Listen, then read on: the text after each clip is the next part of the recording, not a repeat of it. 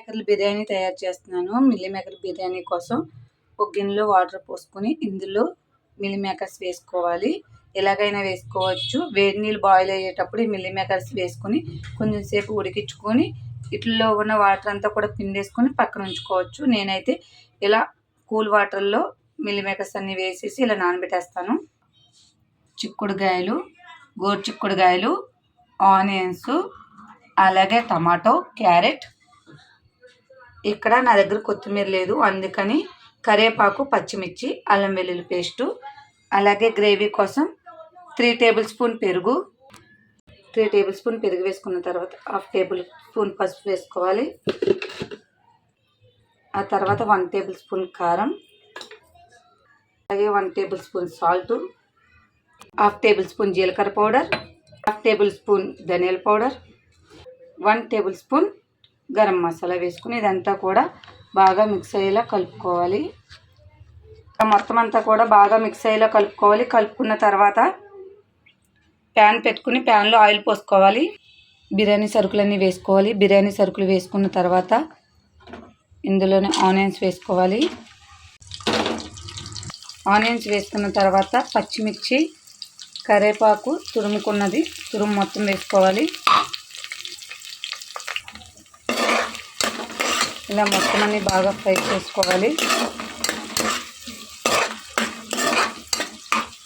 ఇలా మొత్తం అన్ని ఫ్రై అయిన తర్వాత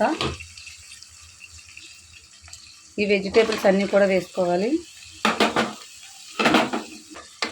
వెజిటేబుల్స్ అన్నీ వేసుకుని ఇవన్నీ బాగా కుక్ చేసుకోవాలి. ఇందులో కొద్దిగా జీలకర్ర కూడా వేసుకుని ఇవన్నీ బాగా కుక్ చేసుకోవాలి. ఇలా మొత్తం అన్ని కొంచెం ఫ్రై అయిపోయిన తర్వాత ఇందులోనే కొద్దిగా అల్లం వెల్లుల్లి పేస్ట్ కూడా వేసుకుని పచ్చివాసన పోయేంత వరకు ఇవన్నీ ఫ్రై చేసుకోవాలి.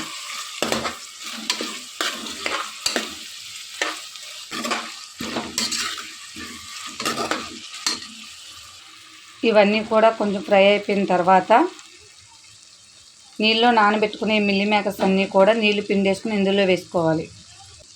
వేసుకున్న తర్వాత ఇవన్నీ కొంచెం సేపు మగ్గనివ్వాలి.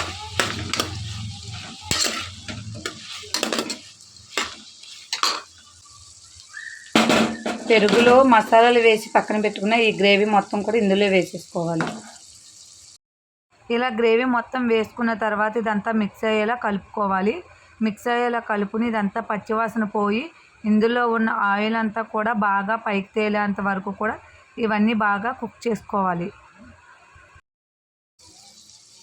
ఇలా ఆయిల్ మొత్తం పైకి తేలిన తర్వాత వీటిలో మనం కడిగి పక్కన పెట్టుకున్న రైస్ వేసుకోవాలి. నేను ఈ గ్లాస్తో 2 గ్లాసులు రైస్ వేస్తున్నాను కాబట్టి వాటర్ 3 గ్లాసులు వేసుకుంటే సరిపోతుంది. రైస్ మొత్తం వేసుకున్న తర్వాత ఇదంతా కూడా మిక్స్ అయ్యేలా కలుపుకొని 1 మినిట్ ఈ రైస్ని మగ్గనివ్వాలి.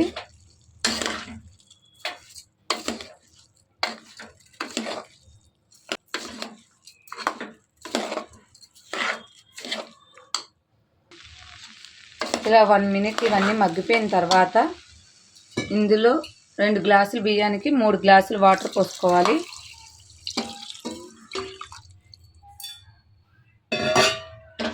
ఇలా వాటర్ పోసుకున్న తర్వాత ఇదంతా ఒకసారి మిక్స్ చేసుకుని ఇందులో సాల్ట్ వేసుకోవాలి. సాల్ట్ వేసుకున్న తర్వాత ఇదంతా బాగా మిక్స్ చేసుకుని సాల్ట్ సరిపోయిందో లేదో ఒకసారి చెక్ చేసుకోండి. సాల్ట్ సరిపోతే ఓకే, సరిపోతే మళ్ళీ కొంచెం వేసుకుని మిక్స్ చేసుకుని కుక్కర్ మూత పెట్టుకోవాలి. ఇలా కుక్కర్ మూత పెట్టుకుని 2 విజిల్స్ వచ్చేంత వరకు కూడా ఈ రైస్ కుక్ చేసుకోవాలి. దీంతో 1 విజిల్ అయింది.